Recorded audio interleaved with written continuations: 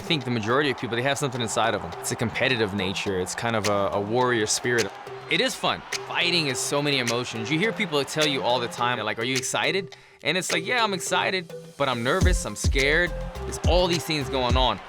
It's when you look back at it, at the end of the fight, when everything's said and done, that you really can enjoy the moment and it becomes fun. But up until then, there's a mixture of emotions because all you're thinking about doing is completing that one task that you have that night. If you want to get to the highest levels, I think you need to be somewhat obsessed with it. If you're doing anything in life a couple times a week, you're not really going to master it on a fast track. You have to be obsessed with something where you're studying footage, thinking about it constantly, calling your buddy up, wanting him to meet you at the gym to go over extra technique. You have to be mildly obsessed with whatever you're doing in life. There's a lot of sacrifices being a fighter. You're fighting numerous times a year. You're always training. You're cutting weight. And you know, by the time you get done training and you get home, a lot of times you don't want to go out and meet people or do other things because you're just tired, man. You're focused on your fight. That's where being obsessed plays in your favor, because if you're obsessed with it, you're not really worried about missing out on other stuff in life because this is your one focus. This is your passion of fighting. So being obsessed with fighting helps you push away some of the worries of missing out on things in life. Weigh-ins, man, the fight before the fight.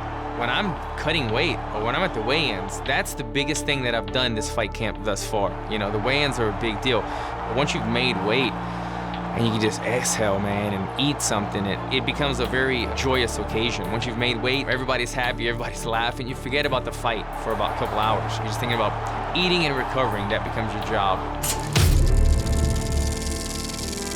It's grueling, it's horrible, especially if you're one of the later fights on the card. You're waiting in the room to go fight, but you have 5 hours.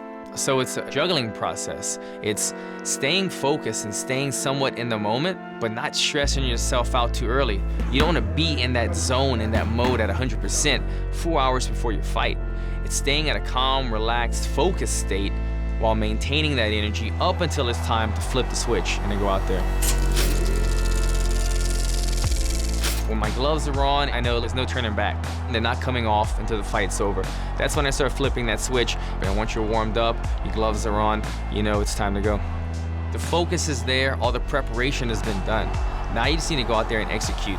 That's really what fighting is. At the end of the day, once you have a skill set that's on that level to be in the UFC, then it becomes about going and performing on that day. Any guy could beat any other guy any given day, especially in mixed martial arts. But once you have that skill set, it just becomes about who's gonna be the better man that day, who's gonna control the momentum in their favor. Sometimes when you're not that seasoned, then it's just tunnel vision, everything's a blur. And then the more comfortable you get with your surroundings and the situation, then you start to be aware of the crowd and your coaches yelling at you, or maybe you know where your wife or your family's sitting in the crowd. So it changes constantly, but there's some fights where I hear every screaming fan and all I want to do is play to the crowd. And then there's some fights where all of that stuff just seems like a blur and all I see is my opponent ahead of me.